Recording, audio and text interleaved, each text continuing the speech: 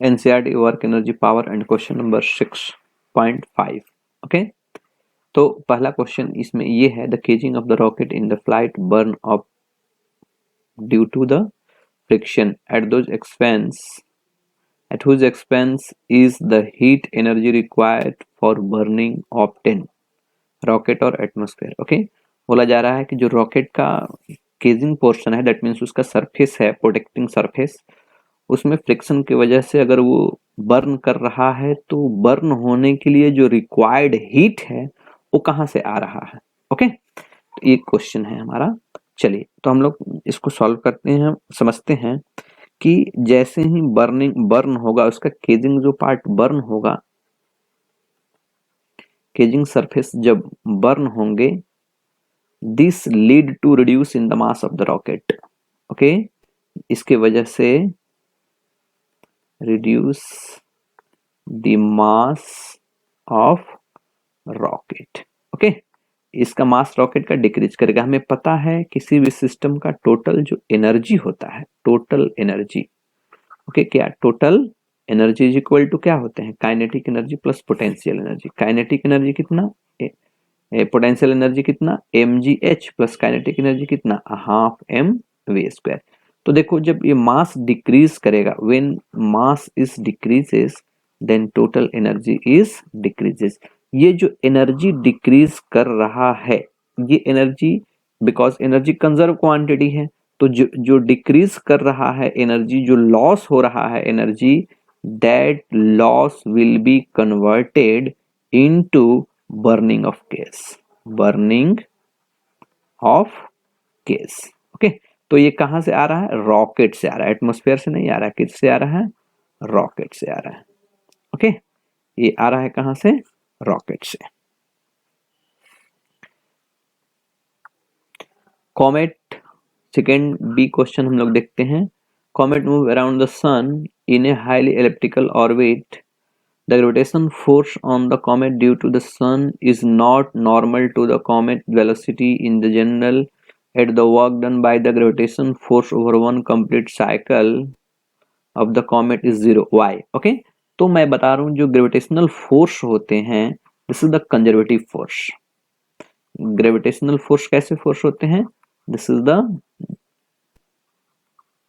Conservative force. और conservative force का हमें प्रॉपर्टी पता है, in a close loop, in a close loop work done conservative force क्या होते हैं, जीरो। ओके, क्या होते हैं, जीरो। तो इसके कंजर्वेटिव फोर्स होने की वजह से कोई कहीं भी नॉर्मल रहे वेलोसिटी के, but conservative gravitational force conservative है, उसके वजह से नेटवर्क क्लोज लूप में जहां से आया वन कंप्लीट साइकिल कवर किया, तो इसके वजह से वर्क डन क्या हो गए, zero. Okay, C bit, an artificial satellite orbiting the earth. Okay, earth पे मान लीजिए ये हमारा अर्थ है, देखिए ध्यान से, ये हमारा अर्थ है और इसके चारों तरफ अगर सैटेलाइट कोई मूव कर रहा है, earth in orbiting in the earth very thin atmosphere loses its energy gradually due to the dissipation against the atmospheric resistance. Air resistance की वजह से उसका वैल्यू से हमें एनर्जी क्या करेगा, decrease. However it's very small, yes, बहुत कम energy का लॉस होता है।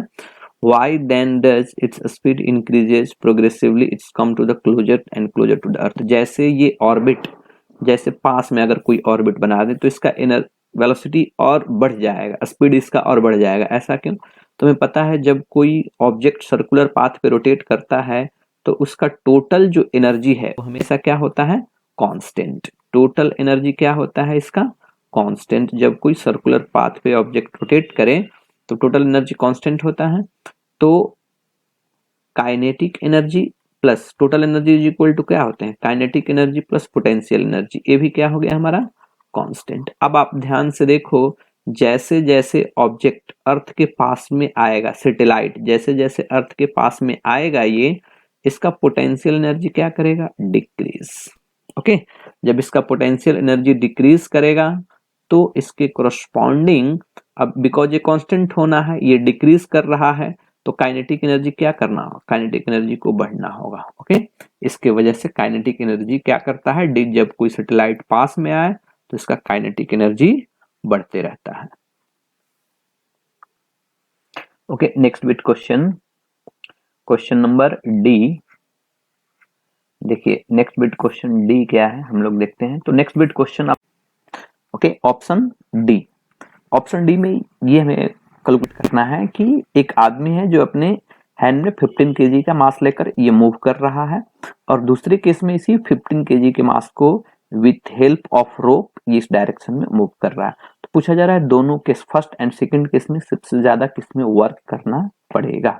ओके, तो क्वेश्चन में ये मेंशन है कि आदमी इसे लेकर वॉक यानी मूव करना। ये वॉक करने का मीनिंग क्या हुआ यहाँ पे कि that is moving with constant velocity. उसका वेलोसिटी क्या है? कांस्टेंट।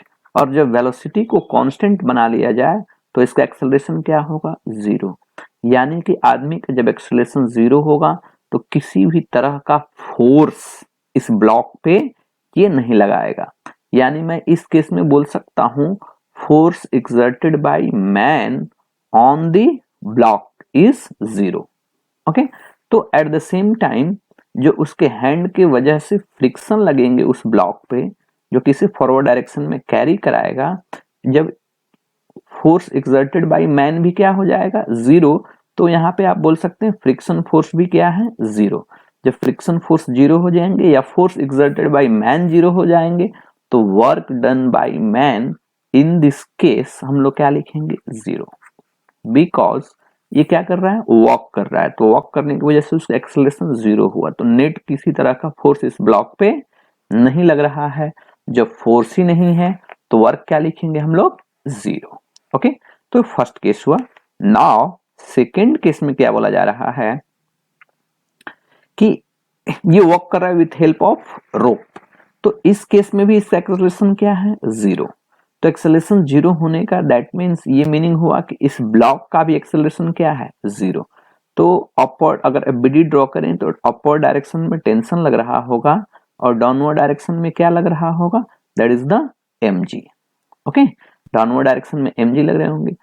तो मैं बोल सकता हूं इस पोजीशन इसे एक कांस्टेंट वेलोसिटी को मेंटेन करने के लिए, ओके, इसे कांस्टेंट इस रोप के कांस्टेंट वेलोसिटी को मेंटेन करने के लिए ये आदमी हमेशा इस रोप पे कितना फोर्स लगाएगा? दैट इज द mg के इक्विवेलेंट, जिसका की वैल्यू कितना होगा? 150 न्यूटन। वंस अगेन मैं क्या बोल रहा हूं, इसे कांस्टेंट वेलोसिटी को मेंटेन करने के लिए, इसके रस्सी को कांस्टेंट वेलोसिटी को मेंटेन करने के लिए आदमी को हमेशा एक एक्स्ट्रा फोर्स अप्लाई करना पड़ेगा। That force should be equal to 150 newton, ताकि ये कांस्टेंट वेलोसिटी से मूव कर सके। दैट मीन्स इस केस में आदमी जो है एक हमेशा कंटिन्यू वॉक करने के लिए कांस्टेंट वेलोसिटी से एक फोर्स लगा रहा है। कितना? That is the 150 newton. और कितना मीटर दूर जा रहा है? This is 2 metre. तो मैं वर्क इज इक्वल टू लिख सकता हूं इस केस में, ओके, 150 इंटू 2 दैट इज कितना? 300 न्यूटन। इस केस में 300 न्यूटन का, सॉरी 300 न्यूटन नहीं, कितना? 300 जूल। ये